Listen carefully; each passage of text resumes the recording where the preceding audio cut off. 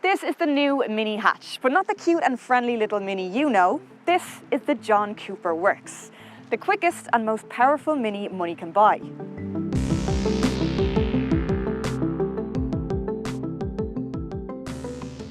Okay, so it is still kind of cute, but under this adorable little bonnet lies a 2-litre turbocharged 230 brake horsepower petrol engine, which can take you from 0 to 100 kilometers an hour in just 6 seconds.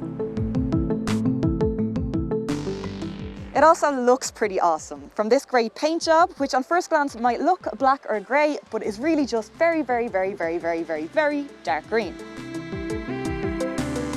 You've also got these racing stripes, which are optional, so don't worry if you're not a fan. And then a chili pack will add a hot red roof and wing mirrors and these custom 18-inch alloy wheels. Then if you'd like to follow me around the back, you've got a funky rear spoiler, and wait a second. What are those? Now, it's not for us to get political in a car review, so I think we might be best off leaving this one to a poll. Or if you'd like to articulate your thoughts further, please do leave us a comment in the section below. Moving on. So, space and practicality. Now, it's all relative here, so do bear in mind that this car is not big and it's not trying to be. The clue is kind of in the name. So boot space is limited, but not that bad. 278 litres, or about what you'd expect. A bit shy of the new Ford Fiesta and Nissan Micra, but not that much. Enough to fit a couple of soft bags or a few messages. Now, the JCW is a 3-door only, so it is a bit of an effort to get into the back, and when you do, again, it's not huge. It's also strictly a 4-seater. There's no middle seatbelt back here, and you'd have zero chance of squeezing a third person back here anyway.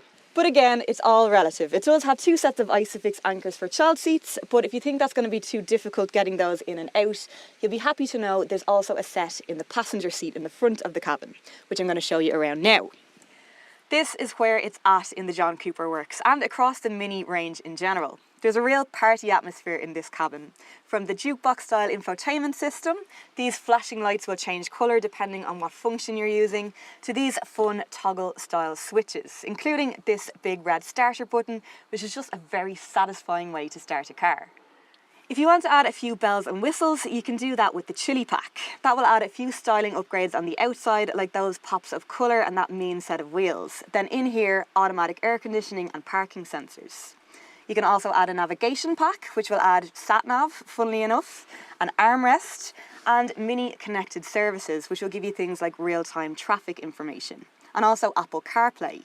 Now, some of these things we feel could have been standard, especially given this is the very peak of the Mini range, and also considering that the total sum of extras on this car, including a few extra bits like a sports automatic transmission and adaptive suspension, add up to almost €10,000.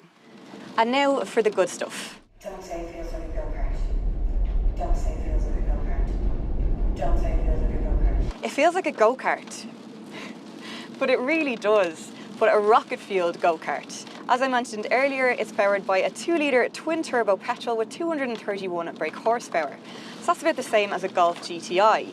And I don't think that any other hot hatch out there can put a smile on your face the way this one does. It's made it to an 8-speed automatic gearbox, again go-kart-esque in the way that you ask for power and it delivers straight away and as much of it as you want.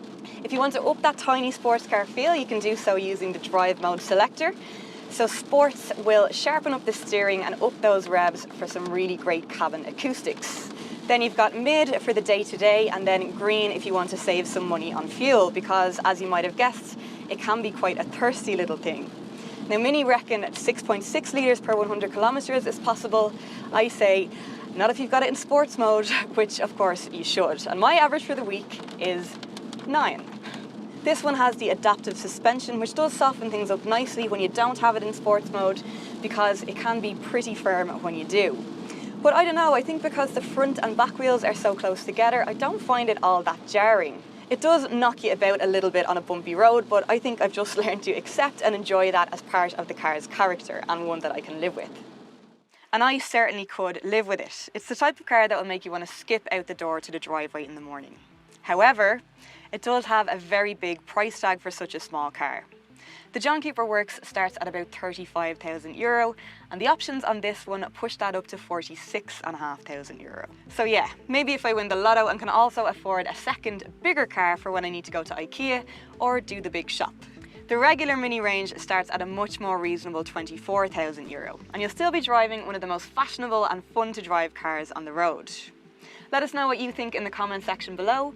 Like and share if you enjoyed the video, and if you'd like to see more like it, you know what to do by now.